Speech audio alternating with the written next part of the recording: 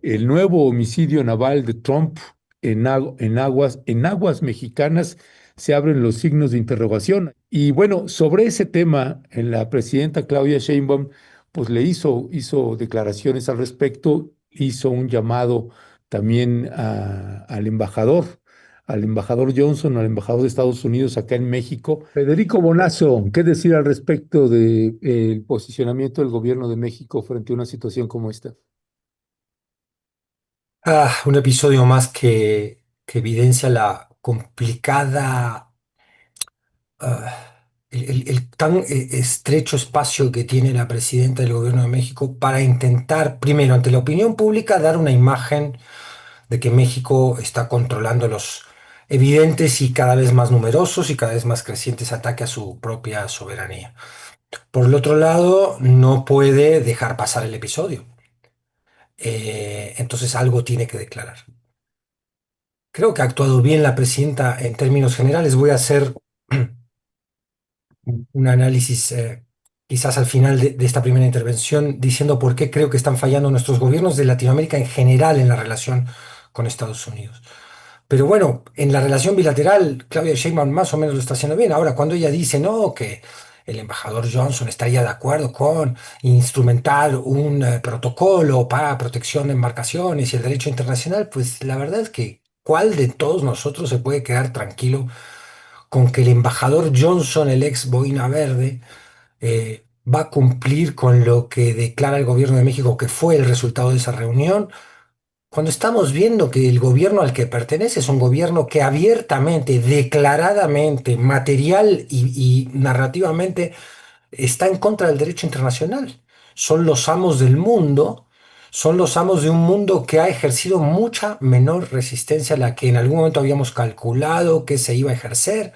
Un Trump que desafió a la OTAN, un Trump que ha insultado a Europa, un Trump que ha insultado enteramente a Latinoamérica y con el cual sigue habiendo una respuesta de intento de diálogo, de cordialidad, de llamado. Yo, por supuesto, yo no propongo entrar en guerra con Estados Unidos, por supuesto, no se puede.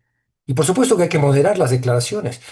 Pero en la medida en que nuestros gobiernos no ejerzan una acción coordinada contra los embates del imperio, cuando digo nuestros gobiernos me refiero sobre todo a la región latinoamericana, que evidentemente ha ocurrido, ¿qué es lo que ha ocurrido con el episodio de ayer? Lo que ha ocurrido con el episodio de ayer, que esta embarcación que esperemos que esté en aguas internacionales, ahora cuando la presidenta misma dice ya en la ubicación de México, interpretamos que quiso decir que se encontraba la embarcación en la latitud en la que se encuentra ya nuestro país, pero que evidentemente a una distancia suficiente como para determinar que el ataque se produjo en aguas internacionales. Ahora ya está, acá estamos viendo el mapita, ¿verdad? De dónde Sí. habría sido el asunto. Bueno, al suroeste de Acapulco. Es decir, sucedió ya lo que habíamos especulado que podía suceder en tantos programas donde nos hemos dedicado a intentar anticipar lo que puede pasar entre Trump y México mismo, ya no entre Trump y Venezuela o entre Estados Unidos y Colombia. Es decir, ya están muy cerca de México, ¿no? Este tipo de acciones. Y además llama mucho la atención, y esto, la mayor información que tenemos, no sé si ustedes tengan otra, surge de un cable de AP que dice que hubo un sobreviviente que se lo vio, y esto lo habría declarado un funcionario militar de los Estados Unidos que pidió el anonimato, que se vio un sobreviviente aferrado a unos restos de la embarcación, y entonces que Estados Unidos le dijo a México, encárguense ustedes del sobreviviente. ¿Qué es esto? Esa es la cooperación. Y cuando hago esta crítica, no hago una crítica liviana al Estado mexicano, que evidentemente la tiene muy complicada, ¿eh? Hay que ver cómo. Y tan complicada la tiene y tan fuertes son las agresiones hoy contra México. Lo del aeropuerto es otra más. Lo del AIFA es otra más y la cancelación de las 13 líneas de vuelos, de las 13 vías, perdón, de vuelos, es una agresión más, que uno dice, bueno, no, cerrar filas con la presidenta en este momento. Pero cerrar filas no puede equivaler a taparnos los ojos y ver la gravedad del episodio de el día de ayer. Una presidenta que llama a Ronald Johnson a dar explicaciones, pero que concluye que vamos a cooperar y se instalará un protocolo y que, bueno, pues muy bien, y él lo tendrá que consultar. Es decir, ¿hasta qué punto jugar con el rigor diplomático? México no es piñata, dijo la presidenta en una mañanera de ayer, donde realmente estuvo muy bien. Claudia Sheinbaum se le creyó, fue genuina cuando revisó la historia del entreguismo también de nuestras élites a los intereses imperiales en el pasado de Francia, incluida, no solo de los Estados Unidos. Es decir, pero alcanza con esa revisión de la historia, alcanza con decir México no es piñata. Yo creo, insisto, que estamos viendo un Trump que mide las aguas de los camotes geopolíticos, hasta dónde puede llegar, hasta dónde puede provocar, hasta dónde puede incendiar la situación. Un Trump que ahora además ha planteado al mundo que va a rever el tema de los ensayos nucleares y pretendía el premio Nobel. Increíble, ¿no? Estamos viviendo una época disparatada, preocupante, alarmante. En este caso concreto, agregar que se tiene que esclarecer absolutamente qué sucedió. Primero, ratificar el hecho fundamental, que esto no haya sucedido en aguas de México, sino que haya sucedido en efecto en aguas internacionales. Frontera muy lábil, ¿no? Donde se divide lo uno o lo otro. Entendemos que son 12 millas náuticas las que dividen las aguas marítimas de un país con las aguas internacionales. Después hay que verificar si hubo un sobreviviente o no y si está en manos de algún estado. ¿A ese hombre lo ultimó Estados Unidos en el mar? ¿Le metió un balazo en la cabeza o ese hombre sobrevivió? Tercero, si ese hombre es de nacionalidad mexicana. No sé, Ernesto Temori, si en este momento estos datos ya son públicos, yo me parece que no hasta donde yo revisé. Si, este- No, si es de nacionalidad mexicana, el hecho es gravísimo y la presidenta lo insinúa en el mismo videoclip que acabas de pasar tú, eh, Ernesto. Eh, y cuarto, ¿cuál es el resultado concreto de la petición de explicaciones que se hace embajador Johnson? Concreto, no retórico. En fin, un episodio más que nos habla de que no estamos ante hechos aislados, lo del aeropuerto, el ataque a un barco ya cerca, al menos en la latitud del Pacífico mexicano. No estamos, no son hechos aislados, uno, y segundo, están creciendo, se están incrementando en gravedad y en agresión. Y esto exige que responda el continente, por lo menos, ¿no? Un continente y un mundo que, como vamos a ver cuando analicemos el informe de Francesca Albanese y de la ONU, pues no está respondiendo ante la destrucción abierta, flagrante del derecho internacional, no, no, ni de cerca, ni de lejos. ni de lejos. Gracias, gracias, Federico.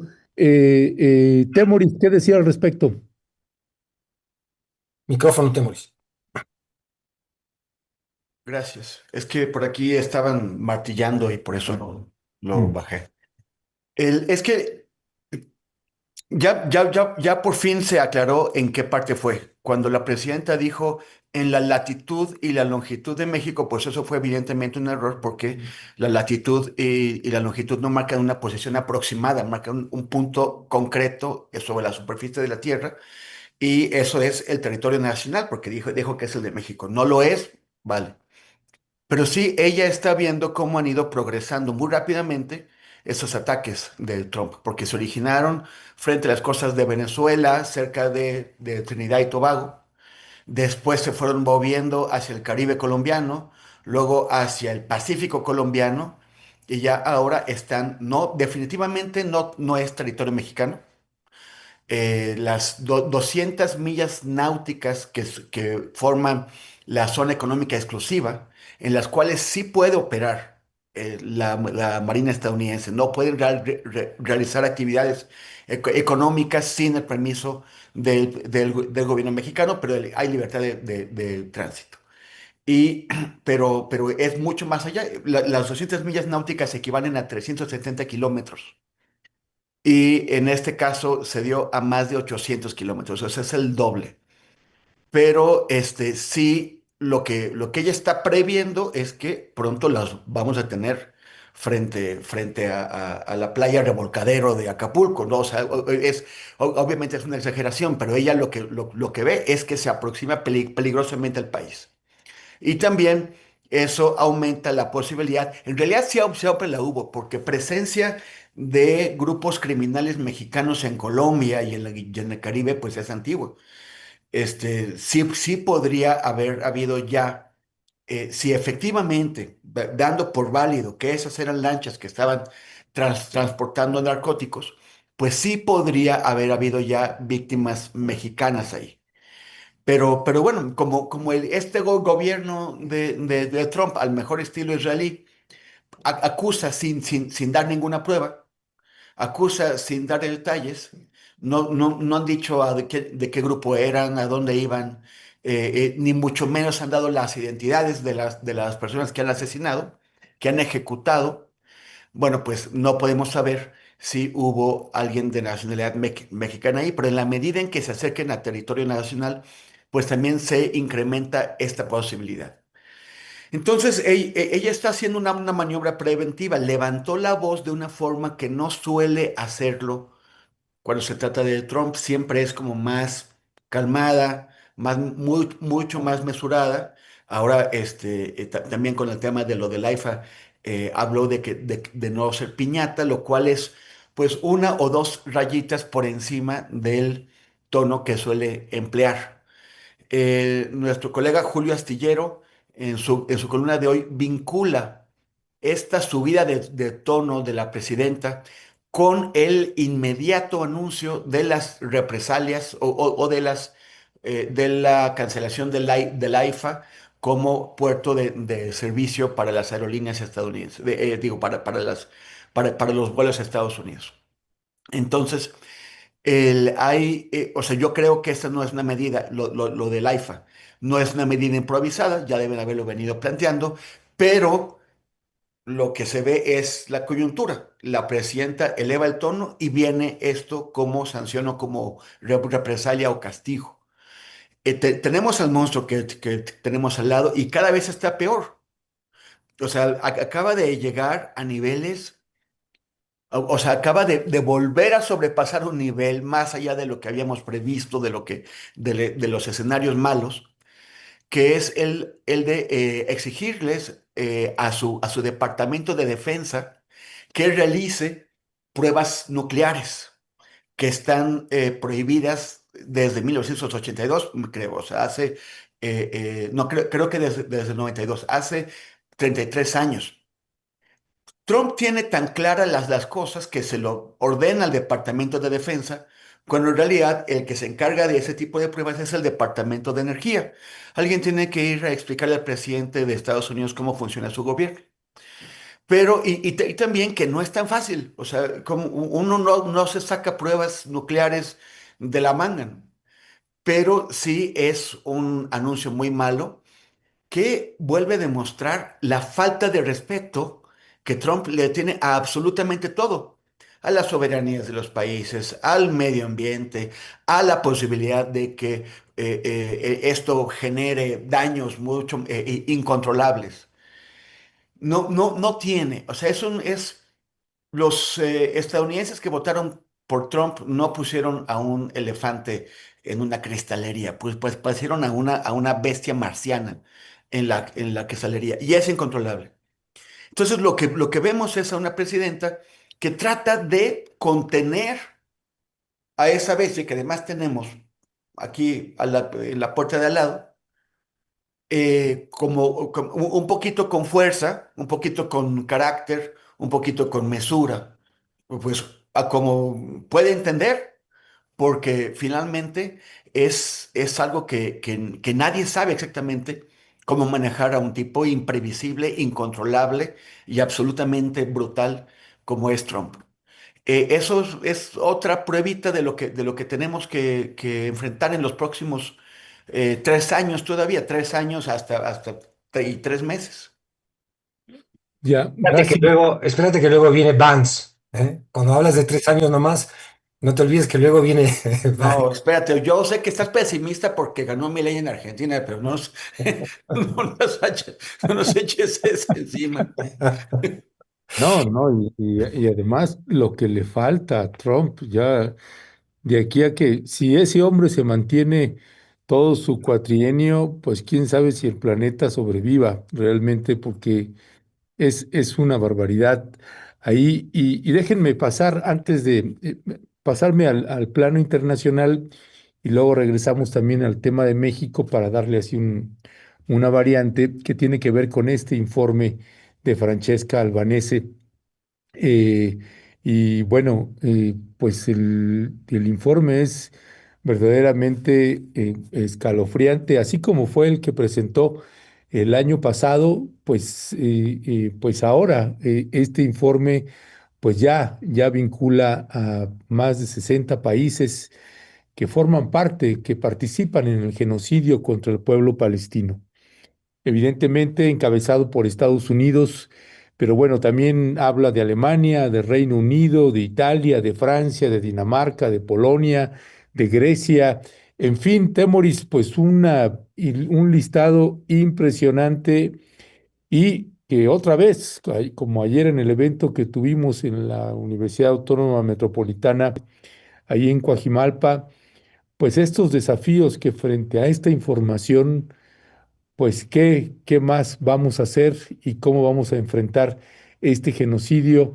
Este informe de Francesca Albanese, pues es lapidario, Temoris. Sí, es muy fuerte, es muy importante, es un informe muy importante. Básicamente lo que dice, que es algo que ya sabíamos, pero una cosa es saberlo.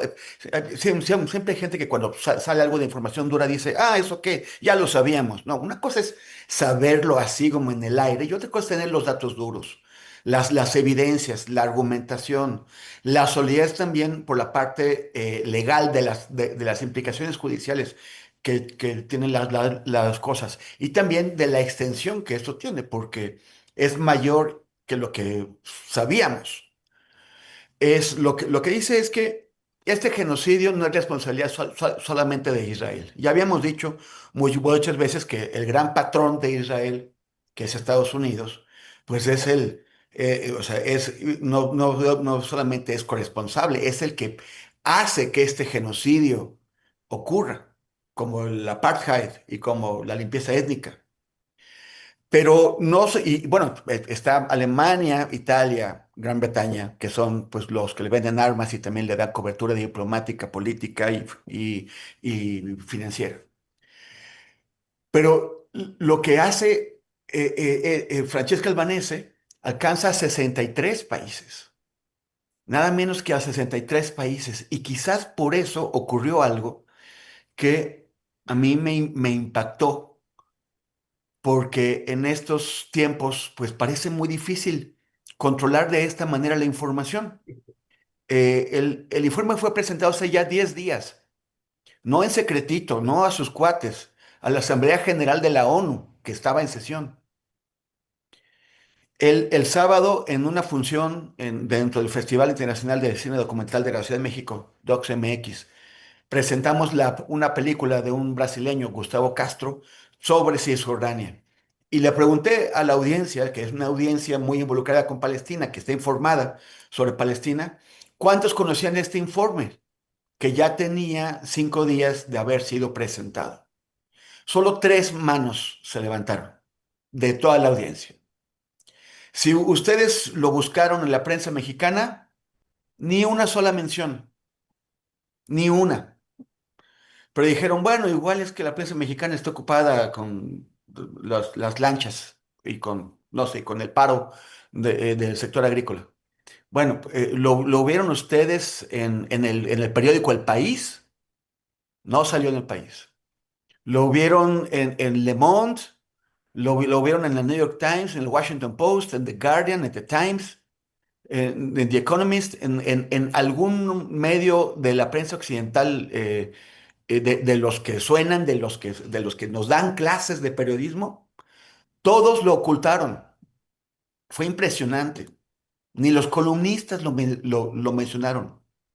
En la prensa española más conocida, es un portal nuevo, es un portal de izquierdas, pero digamos que la prensa española salió en el diario.es.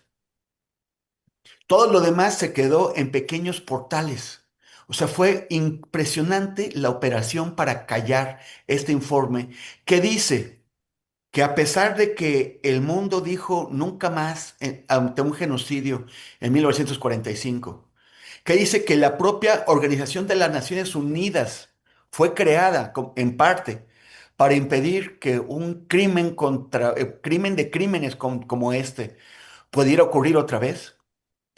A pesar de todo eso, la tercera parte de los estados integrantes de la Organización de las Naciones Unidas son de una u otra forma cómplices del genocidio.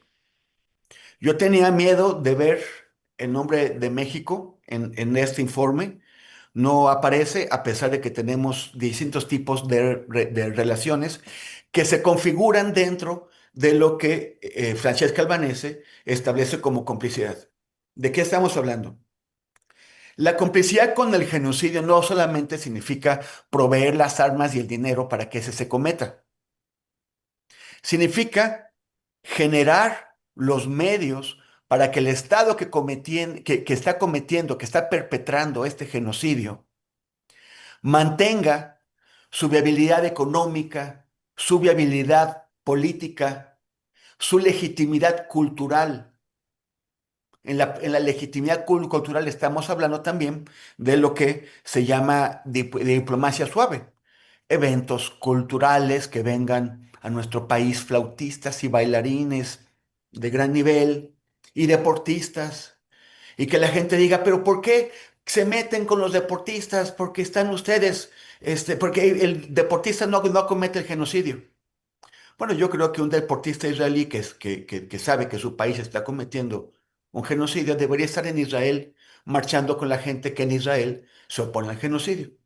Pero en todo caso, todo este tipo de eventos culturales y deportivos contribuyen a la imagen, a lavar la imagen, a lavar la cara sucia, asquerosa de Israel.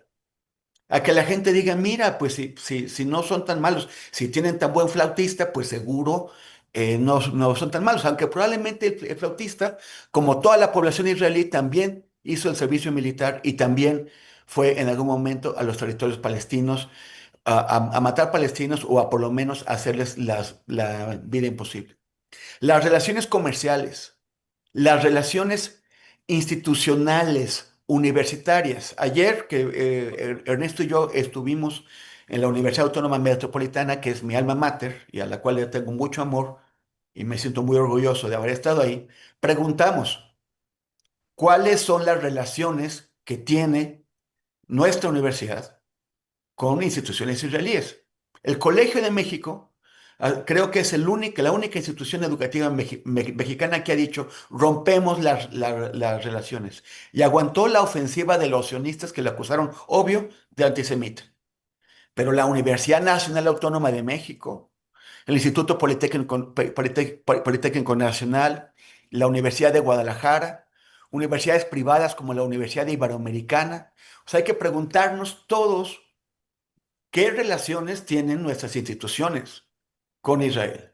Porque todo eso avala el genocidio, todo eso lo hace posible, aunque no exista una relación directa.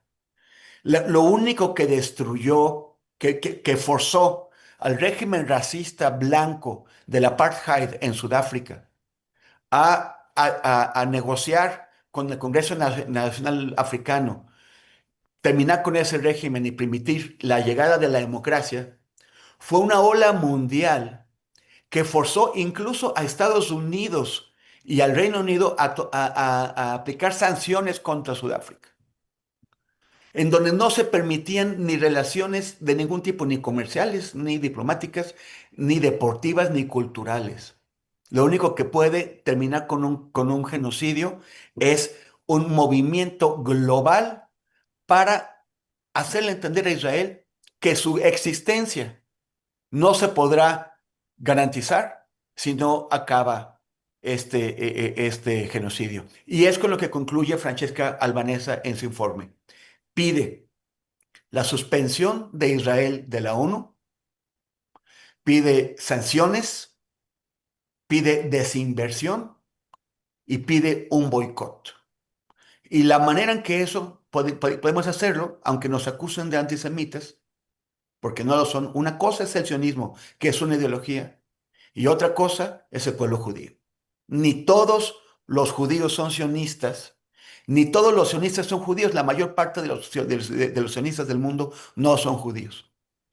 Pero entonces tenemos que hacerles boicot a todas esas empresas y personalidades que están haciéndole el juego a Israel para que dejen de hacerlo. Es la única manera de terminar con el genocidio. Y eso se puede hacer, aunque estemos a miles de kilómetros de distancia de Palestina, se puede hacer desde aquí y desde cualquier parte del mundo.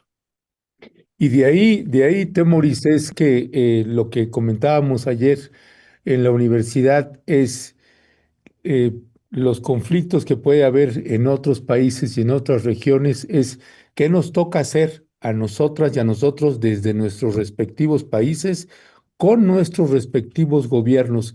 Y hablábamos ahí, Federico, no solo de la responsabilidad que puede y debe tener el poder ejecutivo, también el poder legislativo tienen un papel importante. ¿Qué decía al respecto de este informe de Francesca Albanese, Genocidio en Gaza, un crimen colectivo? Escuchaba con atención a Temoris, que ha hecho una exégesis del informe, de lo que significa en términos hoy de la discusión en torno al derecho internacional. Podría agregar que, que a la audiencia que considere que este tema es lejano, siempre lo decimos, pero creo que no es redundante insistir en esto.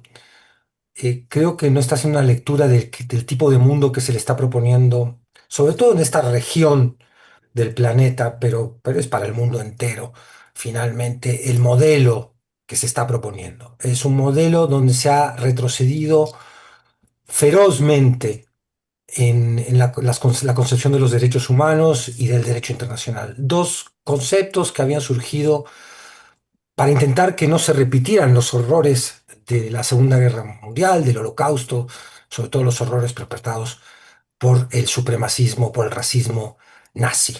Francesca Albanese destaca que estamos ante una situación de nuevo ataque racista, que esto no podría darse sin una base racista y que el racismo no se terminó con los nazis, sino que quedó adormecido, sobre todo ese racismo que hoy defiende Europa. En ese sentido, es muy importante el informe y muy dramático y preocupante la poca repercusión que ha tenido, como también señalaba Temoris.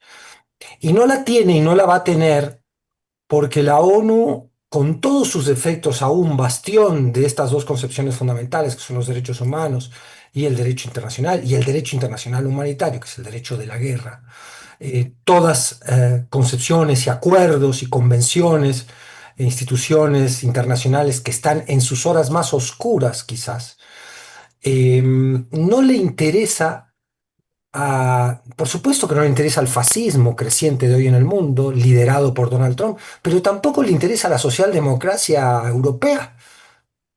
Es decir, hay una serie de democracias liberales que consideran que la tragedia jurídica de nuestros tiempos es la reforma judicial en México, por lo que implica como deriva autoritaria y rompimiento de las reglas republicanas, y no han hecho un solo comentario sobre lo que está sucediendo allá en Gaza. Es decir, ese sesgo que es obsceno ya no es interpretable como un sesgo academicista o no hay manera de justificar quien hoy no entiende que la tragedia jurídica de nuestros tiempos tiene como expresión máxima el genocidio, que estamos viendo cómo se perpetúa después de esta farsa que significó el plan de paz de Trump, que fue solo para que Israel pudiera ganar tiempo. Eh, y el informe, lo que queda clarísimo en el informe de Francesca, es la culpabilidad de los estados. La culpabilidad de estados, unos más que otros, pero en general, y lo menciona y los enumera, 63 naciones, que son ya cómplices del genocidio, no se puede llamar de otra manera. Y ahí es cuando uno vuelve a insistir en dónde están los gobiernos progresistas, si se quiere únicamente hablemos de la región latinoamericana, que deberían haber alzado la voz de una manera mucho más contundente en vez de haber escogido dejar a Petro solo. Porque en la denuncia del genocidio lo dejaron a Petro solo.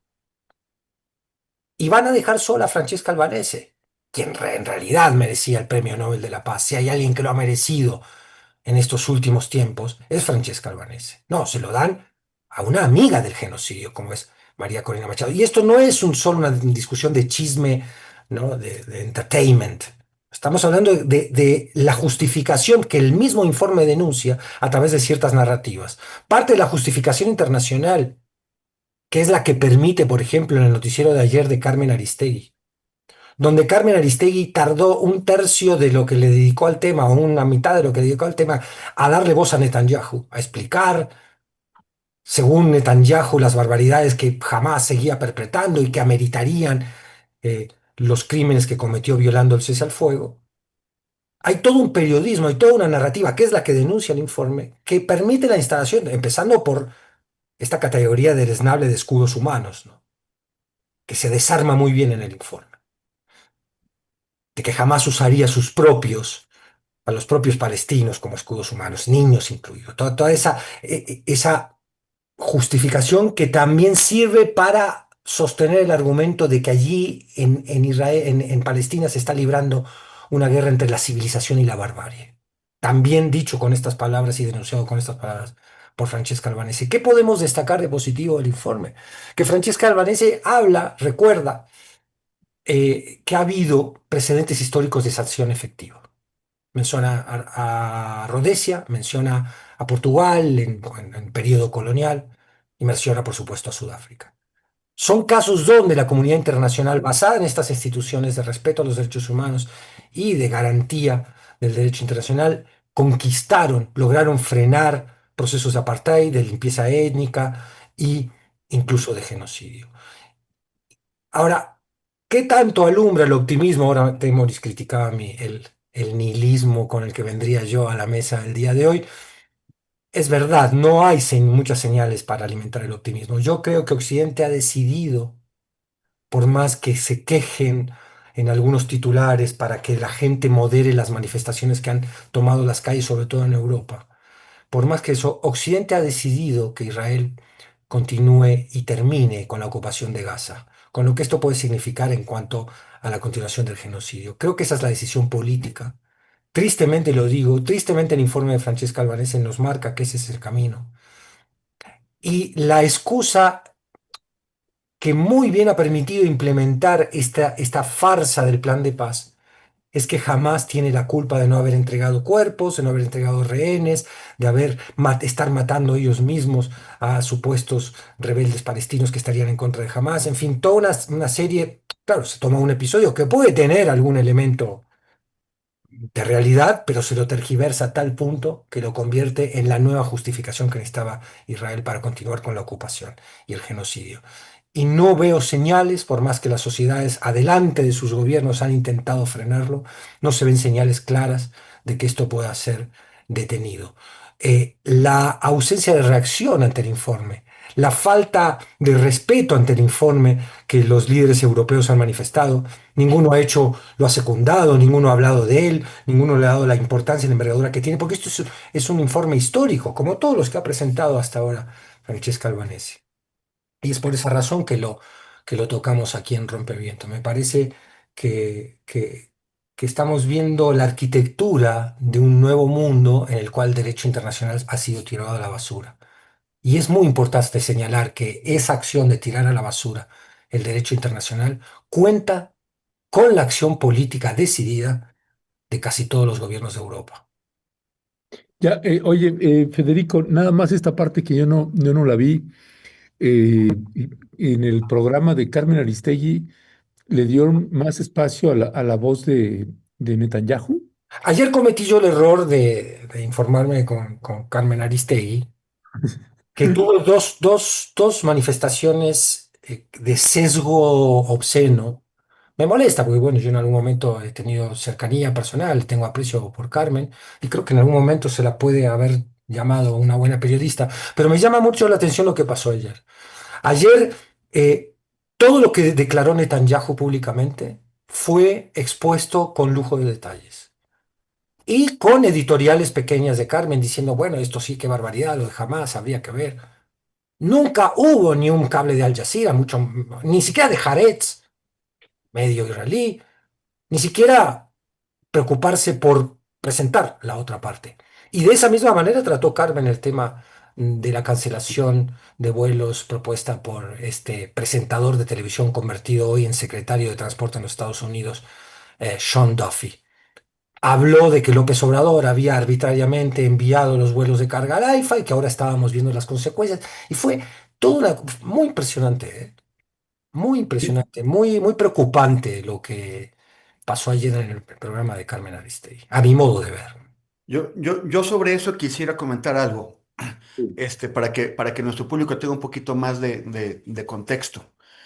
Netanyahu lanzó antier, hace 2 noches, una ofensiva brutal, que recuerdan los peores momentos que ha habido en estos 2 años, justificándose en que jamás había asesinado a un soldado israelí.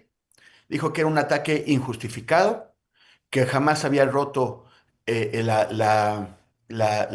cese al fuego y que por lo tanto el castigo era ese bombardeo.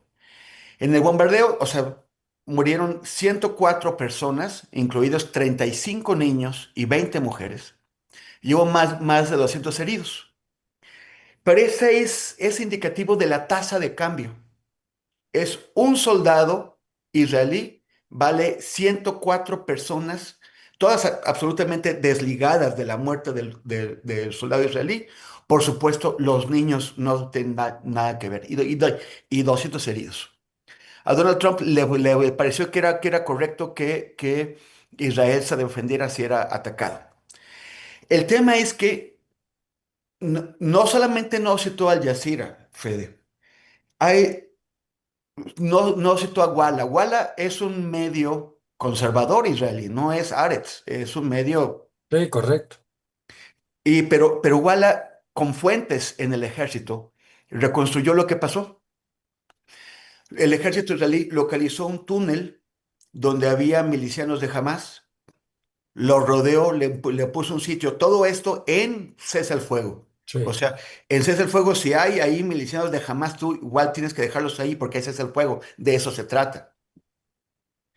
Hay milicianos de Hamas, les ponen un sitio, los rodean y empiezan a atacar el túnel y lo iban a hacer explotar. Y los milicianos salen y disparan y matan a un soldado de los que los estaban atacando. O sea, el rompimiento del cese al fuego vino de parte de Israel. Y los milicianos responden porque finalmente los iban a matar. Esto lo revela la prensa israelí. Fue Israel el que rompió el cese al fuego. Pero además es obvio, yo creo, ante cualquier ojo, aunque estés a favor de Israel, es obvio que por la muerte de uno de tus soldados, por más indefenso que estuviera, que no lo estaba, no puedes matar a 104 personas y herir a 200. Y matar a 35 niños y 20 mujeres. ¿Quién puede justificar eso? Pero este ejemplo solamente ilustra lo que ha venido pasando a lo largo de estos 2 años. Si en el 7 de octubre de 2023 mataron alrededor de 1.200, a poco más de 1.200 israelíes, entre ellos muchos niños y mujeres, ¿cómo puedes justificar que asesinen ya en cuentas oficiales 70.000, pero seguramente muchas veces más que 70.000 personas y les impongan un suplicio como el que les han hecho? O sea, hay algo aquí que es fundamental de una desproporción alucinante que no quieren decir, que no quieren señalar, porque cómo les gusta hacerse pendejos. mire, esto que comenta ahorita Temoris, que me parece muy bien y complementando un poco también esta síntesis también extraordinaria que hizo Federico Bonazo sobre el informe de Francesca. Esto que está contando ahorita Temoris es una vida, lo vive el pueblo palestino en una cotidianidad, tanto dentro de Gaza como dentro de Cisjordania desde hace décadas. Le voy a poner unos ejemplos o un ejemplo que ilustra mucho esto que explicó Temoris, pero que aquí se tradujo en el asesinato, en el homicidio de más de 100 palestinas y palestinos, incluidas niñas y niños, así, con este permiso para matar que tiene Donald Trump y Benjamín Netanyahu. Dentro de Cisjordania o dentro de Gaza, cuando entra población sionista eh, en tránsito, ellos tienen el permiso de agreder e incluso asesinar a algún palestino. Palestina tiene permiso para portar armas, los palestinos no tienen permiso para portar armas. Cuando está uno formado, tú vas ahí y los que tienen las placas blancas o las placas que son azules o amarillas, las que tienen las amarillas, que son las que le dan permiso para circular a la población judía o sionista. ¿Me corriges ahí, Temoris, los colores? No, o sea, las placas amarillas son las de Israel, las verdes son las de Palestina. Las de Palestina. Entonces, Ujú. cuando uno está en territorio de Cisjordania, o sea, en territorio palestino, si vienen los dos vehículos, eh, los automóviles palestinos están obligados a hacerse un lado si les empieza a pitar el claxon, porque tienen derecho de paso los que tienen los israelíes. El tema es que si no se quitan, puede bajarse este personaje sionista y disparar y asesinar a población palestina y no lo puede detener la autoridad palestina, aunque haya policías de la autoridad palestina ahí, no puede hacer nada. Lo mismo pasa en territorios, en campos, en los olivos, pueden llegar y agreder al pueblo palestino y pueden incluso asesinarlos y vienen acompañados con soldados y es una impunidad total la que padece y vive el pueblo palestino dentro de Cisjordania y dentro de la Franja de Gaza y acá ahora en la magnitud de un genocidio publicado a cielo abierto a través de redes sociales y de medios de comunicación. Pues es verdaderamente este informe que ahorita ya le presentamos algunas imágenes, resumen apretado del informe de Francesca Albanese, Genocidio en Gaza, un crimen colectivo, y que se lo estaremos también presentando y dosificando en términos audiovisuales y en términos también de imagen, porque nos parece que es un informe que creo que Temoris, Federico y un servidor, y seguramente usted que nos está escuchando, pues si no le dieron el Premio Nobel de la Paz, tiene el Nobel de la Paz de nuestro corazón, esta mujer, Francesca Albanese, que en realidad su trabajo ha sido estratégico y fundamental para darle también oficialidad a un genocidio perpetrado contra el pueblo palestino y no solamente en un genocidio, sino también en el marco de los crímenes de apartheid, que en este informe también Francesca Albanese coloca los crímenes de apartheid de forma relevante y los crímenes de lesa humanidad. ¿Con qué cerrarías con este tema, Federico? Y Temoris también, ¿con qué cerrarían? Y vemos si nos da un poquito de tiempo para entrar al último tema. Cerraría diciéndole a la audiencia que tienen que leer el informe, que tienen que reproducirlo, que conviene seguir en sus redes sociales a Francesca Albanese, que esto hay que comentarlo, que no hay que permitir que caiga en el silencio semejante revelación histórica, porque quisiéramos que el genocidio del pueblo palestino no viviera la macabra suerte que vivieron otros genocidios fundacionales de naciones y estados en el pasado. Cómo se fundaron los Estados Unidos de Norteamérica con un tremendo genocidio también. Y un genocidio que tuvo, por supuesto, sus justificaciones en aquel momento como este las tiene ahora. Intentar con argumentos sólidos, como ha hecho las Naciones Unidas a través de esta relatora especial de Francesca Albanese y de otros más, algunos que han perdido la vida, ¿eh? No hay que olvidar que hay funcionarios de Naciones Unidas asesinados también por Israel, como periodistas y de todo tipo. Es decir, el agravio de Israel al resto del mundo ha sido tan grande que llama muchísimo la atención lo magra que ha sido o lo nula que ha sido, no la respuesta y el doble rasero que denuncia la misma Albanese en su informe, este doble rasero internacional, sino ya la complicidad. Estamos hablando ya de complicidad. Y no permitir nosotros como ciudadanía de un mundo al cual este tipo de prácticas ya las vamos, nos empiezan a golpear en aguas muy cercanas a México, que es lo que siempre hemos dicho.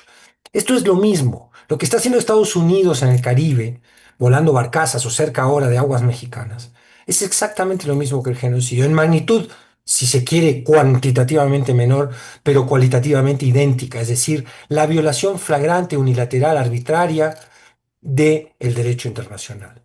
Y si la reacción de nuestros líderes globales va a ser meter la cabeza debajo del hoyo de avestruz, o como Lula da Silva, darle la mano a Trump y apostando por una relación bilateral, diciendo ya estamos arreglando nuestros problemas con los Estados Unidos, pues no vamos a poder resistir cuando esto se incremente también en nuestra región. De ahí que la denuncia de el ejemplo más extremo de este modelo de mundo que se nos plantea, que es el genocidio, es fundamental y cotidiana. Mucha gente que dice, oigan, pero ustedes ya no se preocupan por lo que pasa en México. No, para nada, al contrario.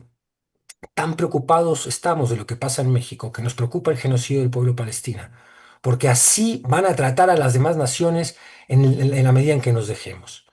Estamos ante el fascismo, ya no hay otra manera de, con sus peculiaridades y características del siglo XXI, sí, y los académicos podrán revisar esas categorías y poner sus matices semánticos, pero esto es el fascismo y el autoritarismo militar, violento y homicida. Entonces, Gaza está más cerca de nosotros que nunca. Ya, gracias, Federico. Temoris, ¿con qué cierras con este tema? Híjole, pues es que, a ver, nada más, desde el principio, desde el 7 de octubre, desde que empezó la ofensiva militar israelí contra Gaza, los colonos, el movimiento colono, que es el movimiento de robo, de despojo, de ocupación ilegal de Cisjordania, ha aprovechado que la tensión está sobre Gaza para en Cisjordania presionar y expulsar a más población. Hace un mes, el 25 de septiembre, Bezalel Smotrich, que es el ministro de Finanzas de Israel, que también está a cargo de Cisjordania, presentó un mapa así, en donde él muestra lo que hemos denunciado por mucho tiempo. Él lo tiene tan claro que no le importó ponerlo en un mapa. Como en Cisjordania, o sea, es el mapa de Cisjordania y luego 5 bolsones amarillos, que es donde tiene que quedar encerrada la población de Cisjordania. Mientras todo el resto del territorio lo ocupan sus colonos. Y la idea es que esta población quede encerrada en esas zonas urbanas mientras logran sacarla de ahí y mandarla a otro lado, que puede ser a Jordania, puede ser a Australia, puede ser a Siberia, puede ser a la Antártida. No les importa. Este cese al fuego les ha vuelto a servir como una o como otra distracción, porque precisamente la discusión global está sobre si los palestinos respetan o no el cese al fuego, sobre si Israel se queja o no otra vez de que los palestinos no respetaron el cese al fuego, mientras siguen presionando y acelerando esta expulsión. El día de ayer, el diario Haaretz publicó un reportaje gráfico en donde muestran fotografías aéreas de varias aldeas palestinas, cómo estaban hace 2 años, cómo están ahora. Por ejemplo, ponen una donde yo estuve en noviembre de 2023, en Girbet Sanuta, que acababa de ser abandonada por sus habitantes bajo la presión de los israelíes, asesinatos y otro tipo de presiones. Quienes me seguían entonces se acordarán porque ahí fue donde me atacó un dron y quedó grabado en video. Y ahora las imágenes aéreas de Gilbert Sanuta muestran que lo que yo todavía vi como unas construcciones pero abandonadas, pero construcciones que estaban ahí, ya ahora solamente queda la línea de los cimientos. Ya la levantaron todas, incluida una escuela que había sido financiada por la Unión Europea. Entonces también hay que ponerle atención a eso, o sea, no es solamente Gaza, es Cisjordania también de la que tenemos que hablar. Además de Jerusalén Oriental, que ha sido ya anexionada por Israel y en donde también la población está bajo mucho asedio. Sobre otro, pues es un anuncio por esa información. Todo esto de lo que hemos estado hablando hoy, tanto lo que publicó Wallace sobre este ataque en Gaza que utilizó Netanyahu como mentira y pretexto, tanto lo de el informe de Francesca Albanese como esto de Cisjordania está en mundoabierto.info, es lo que hemos estado tratando esta semana. Gracias, gracias, Temoris. Pues bueno, ya escuchó usted y ahorita le vamos a pasar la liga para que pueda acceder directamente ahí a la página de Mundo Abierto, este trabajo periodístico que lleva haciendo ahí Temoris Greco y compañeros con los que luego colabora. Y pues invitarle también a que pueda leer los últimos dos informes de Francesca Albanese, que me parece que pues son informes obligados para estarnos pues enterando de qué es lo que la información cruda y dura de del trabajo de Francesca Albanese. Le vamos a poner la imagen precisamente, te la acabo de enviar, mi querido Leonardo, de los últimos dos Gracias. informes, Anatomía de un genocidio de Francesca Albanese y el genocidio en Gaza, pues este informe que es tremendo, un crimen colectivo para en este año de 2025 y el del año pasado. Y ahorita también le vamos a compartir la liga para que entre a revisar el trabajo periodístico que ha estado haciendo también Temoris Greco, pues ya desde algunos ayeres. Así que, pues gracias, gracias Federico, gracias Temoris por eso. Me gustaría, si tienen tiempecito, que le podamos dedicar unos 5 o 6 minutitos más al otro tema, regresando a México, que tiene que ver con estos golpeteos que sigue dando el gobierno de los Estados Unidos, ahora con respecto de lo del aeropuerto internacional Felipe Ángeles, el AIFA, con las implicaciones que tiene. Tenemos las declaraciones que hizo la presidenta Claudia Sheinbaum al respecto. Vamos a escucharla y regresamos a una reflexión final de Federico y de Temuris.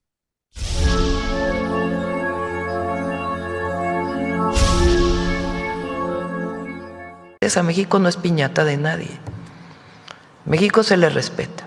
Y hasta ahora hemos logrado un respeto muy grande de distintas instituciones del gobierno de los Estados Unidos, incluida la máxima institución que es la presidencia de los Estados Unidos. El presidente Trump y nosotros pues hemos logrado un buen entendimiento. La última llamada que tuvimos el sábado fue muy buena. Ayer él afirmó lo que yo ya había comentado, de que en efecto no se van a poner los aranceles que se habían dicho para el 1 de noviembre y que seguimos trabajando de manera coordinada. Entonces, sí hemos logrado trabajar de manera coordinada en todos los temas, incluso agricultura, que ha sido tan difícil por el cierre de la frontera. Nunca se han cerrado las conversaciones, al contrario. Inclusive hoy hay muchos productores de carne en Estados Unidos que quieren que se abra la frontera porque ha aumentado el precio de la carne en los Estados Unidos. Y la Secretaría de Agricultura ha estado en contacto permanente con el secretario Verdeguer. Entonces, lo que queremos es respeto y que en todo caso se analice conjuntamente si es que lo que ellos dicen tiene algún fundamento, que es que se está violentando la competencia, que desde nuestra perspectiva no es ninguna. El AIFA está funcionando bien y no hay razón para que se limiten los vuelos hacia los Estados Unidos. Este viernes me reúno con las 3 aerolíneas mexicanas, con Aeroméxico, Viva y Volaris, para conocer también su punto de vista, y esperamos pues que la próxima semana, hoy la mayor parte de el secretario de Estado o del Departamento de Estado, de Comercio, están junto con el presidente Trump en Asia. Entendemos que regresan la próxima semana y estamos buscando una reunión para poder, como siempre lo hemos hecho a través del diálogo y el entendimiento, pues evitar que prosigan estas sanciones que desde nuestro punto de vista no tienen fundamento.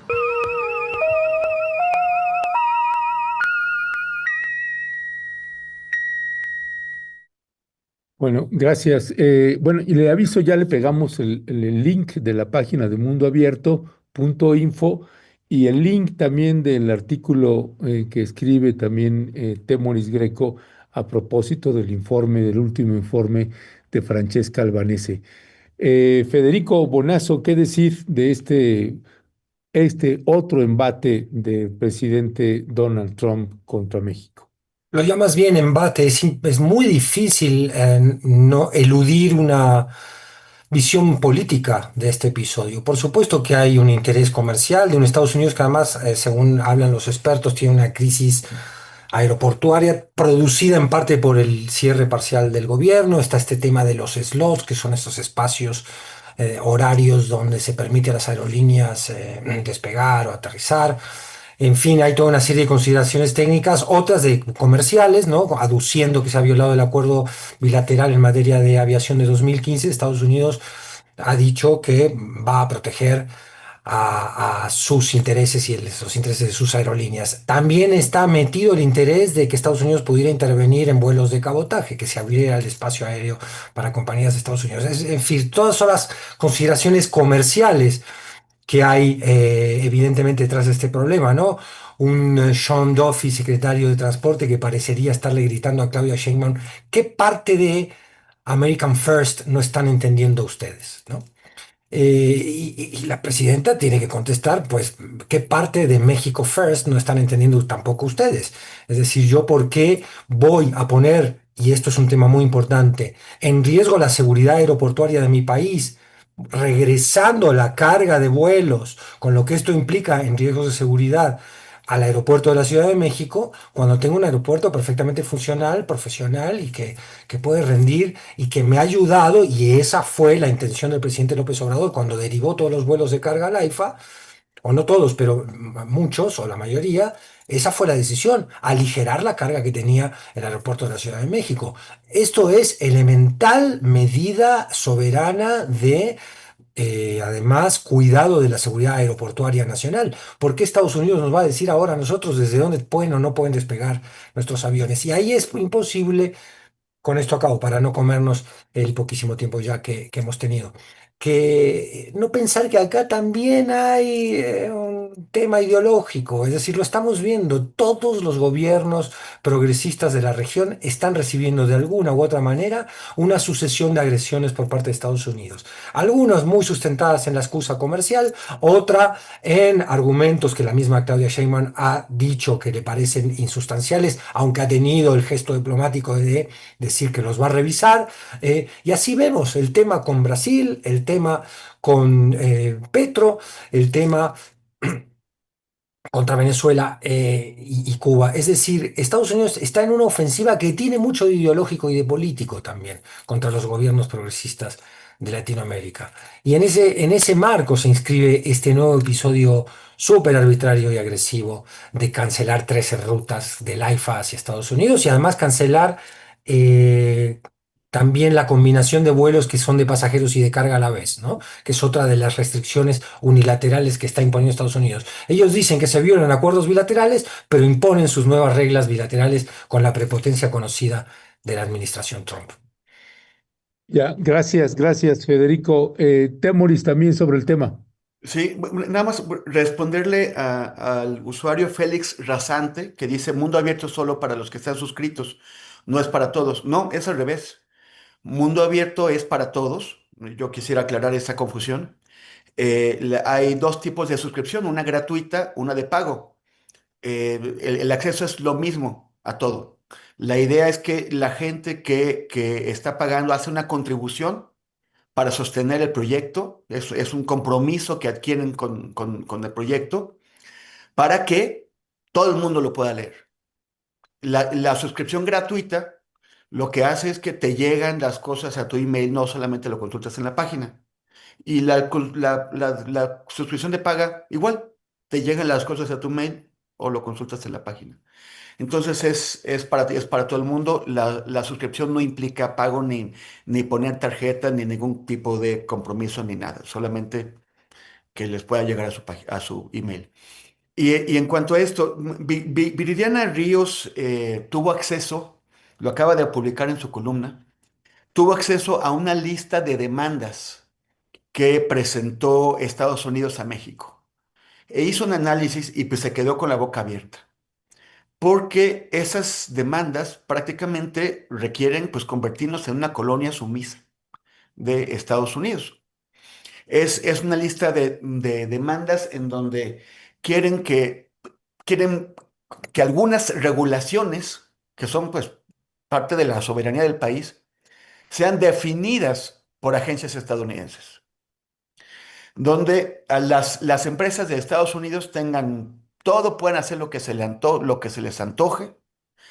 Por ejemplo, si quieren llenarnos de maíz transgénico y hacer pedazos las cepas nativas del maíz, lo pueden hacer sin ninguna bronca, pero que las regulaciones sí se impongan a empresas extranjeras, no estadounidenses, de manera que las estadounidenses tienen todas las ventajas sobre las extranjeras, y además que tampoco, que se les impongan a las nacionales. O sea, lo que quieren es un México en donde las empresas de Estados Unidos puedan hacer lo que se les antoje y las de otros países y las mexicanas queden esperando a ver qué dejan las empresas gringas para ver pues, a quién le tocan. O sea, quieren hacer una colonia. Esto que se están haciendo, pues, lo que quieren es que, o sea, ya con el gobierno Biden, porque eso no empezó con Trump, ya con el gobierno Biden, cuando la agencia que regula los aeropuertos en Estados Unidos hizo una serie de imposiciones a México, ya desde entonces empezó la bronca, no les gustó lo del AIFA. Ya después a las aerolíneas gringas que primero se quejaron, ya después se acomodaron y encontraron las ventajas de estar en el AIFA. Pero eso no le importa ya a Trump, le importa que todo, o sea, que en México se haga lo que Estados Unidos diga. No es que en el pasado no haya ocurrido, pero siempre hemos conservado un margen de libertad. Y en materia regulatoria, pues se ha ganado cada vez más espacio ahí. Bueno, quieren que nos olvidemos de eso y que sea gente en Washington la que diga quién hace qué en México. Y eso es nada más parte de eso. Pues bueno, Temoris es muy mal pensado, Estados Unidos no le ha mucho caso, en realidad pues Estados Unidos siempre ha sido un gobierno muy progresista, muy solidario con todos los países del mundo. Bueno, pues ya sabemos con quién estamos Siempre, lidiando. siempre, siempre están dispuestos a salvarnos de nosotros mismos. Sí, de nosotros mismos. Pues bueno, pues ya sabemos con quién estamos lidiando y si el mundo entero padece a los Estados Unidos, pues imagínense nosotros que volteamos y lo tenemos ahí arriba y no hay manera de sacudirse eso. Así que con eso históricamente tendremos que estar lidiando y ahorita lamentablemente es con la peor pesadilla con la que nos hemos enfrentado, por lo menos en este siglo, que se llama Donald Trump. Así que bueno, pues seguiremos dando cobertura a esto. Gracias, gracias Federico, gracias Temoris. Y pues bueno, esperemos ya a Laura que vendrá de regreso y que la tengamos la siguiente semana para que no sea otra mesa imposible. Gracias. Vale, Un abrazo grande. gracias, hasta Una luego. vez más, Rompeviento TV se reúne con el Centro de Derechos Humanos de la montaña Tlachinolan para llevar asistencia médica a las y los jornaleros migrantes que cada año viajan desde Guerrero hasta los campos agrícolas de todo el país para trabajar. Únete a nuestra causa haciendo un donativo a la cuenta que aparece en pantalla para adquirir los medicamentos necesarios. Es muy importante que en el concepto de tu donación escribas la palabra jornaleras y cuando tengas tu comprobante envíalo por WhatsApp al 56 11 35 27 09. También ponte en contacto al mismo número y acompáñanos personalmente a esta labor de asistencia social. Rompeviento TV cuenta con el respaldo y la generosidad de su audiencia para lograrlo. Gracias todas, gracias siempre.